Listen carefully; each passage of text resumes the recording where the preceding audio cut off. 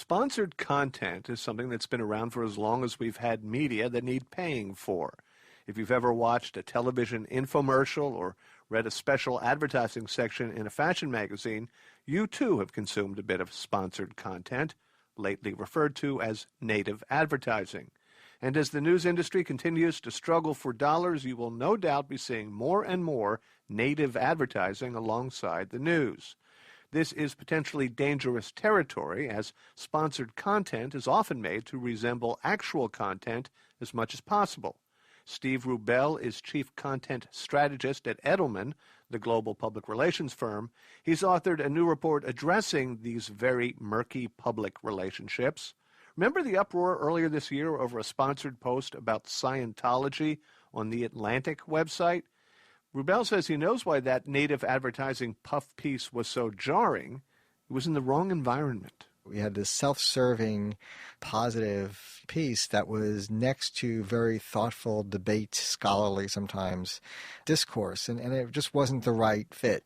It was too distant from what the editorial formats are there already. Now, if it was the Church of Scientology trying to shape a debate around an issue and they had multiple points of view and they basically funded the piece of content and had their viewpoint along with others in that mix, I think it would have been a better fit. You describe in your report a number of different ways that branded content or sponsored content can manifest itself. Can you tick down the list of ways that this can be accomplished? So the first is what we're calling syndication. That is like the Scientology example. It is like the advertorial reinvented, where you're in a site that has a bunch of news articles, and somewhere in the middle of that list is a piece of content that the brand or one of their agencies create that sits in that mix.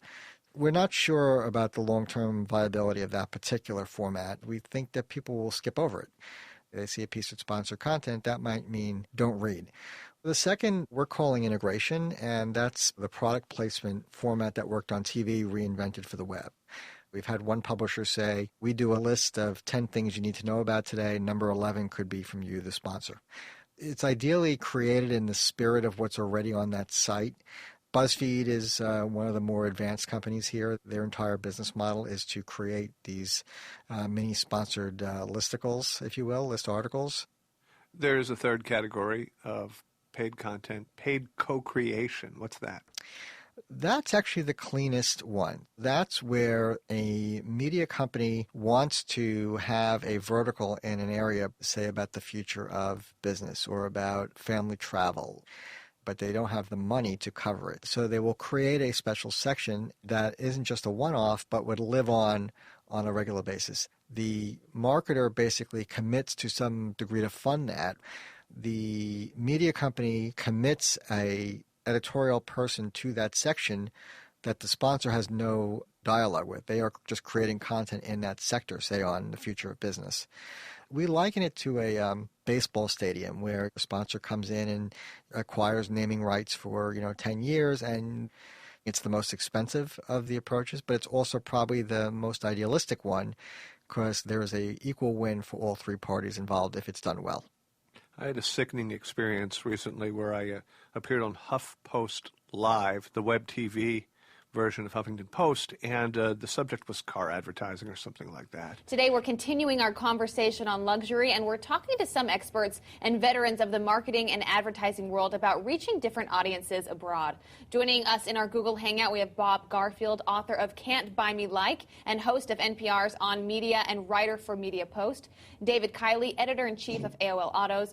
Holly Palika, Senior Vice President of Strategy at Collective Bias. And back in studio with me, we have our friend Jim Verpilot, the Director of Marketing for Cadillac, which is a partner of HuffPost Live and is, of course, a brand that is synonymous with luxury. It's great to have you all here. It turns out that Cadillac was the sponsor of this piece. It was agreed beforehand that Cadillac would have its people on the piece and that Cadillac cars would be featured within it. And I've been sucked into that dynamic, and it was sickening.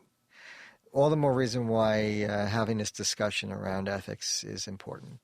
It's a matter of just being very clear all around, all sides, not the least of which is the audience and what is happening, where and why. So it is all murky, but still in all, you recommend some primary best practices. What are they? So there's a set of ideals that relate to the creation of the content, the transparency around that, and also the process for people to consider that are mostly for us. We are going to prefer to work with companies that kind of err on the side of disclosure and are really upfront in what is taking place and why. And the media companies, the sales side and the editorial side are very separated.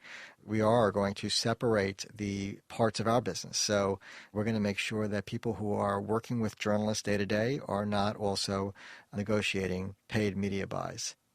Ideals is a pretty good word because they take place in an ideal world. At this moment in the history of native advertising, if you'll forgive me, the best practices that you've promulgated sound to me kind of like pieties that ignore the inherent structural problem of advertorial, which by its very nature is first trying to exploit borrowed interest from the surrounding editorial, a halo effect that it may in no way deserve. And at worst, just try to trick the reader. You talked about labeling.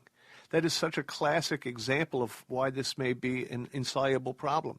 On the one hand, the marketers want as little labeling as possible because otherwise people, as you say, skip over the material.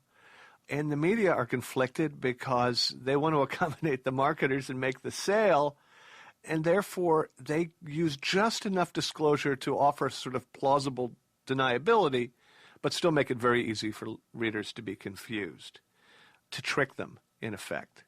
Are these problems that can be solved? They have to be solved because the media has no other means to monetize right now. I don't think that this is something they're running to because they are excited about it. I think they're running to it because they feel that they need to offset those other financial pressures. And there's also a cost pressure for them, too, as they have to continue to build out for new platforms like social networks, for example, and mobile that they didn't have to build out before.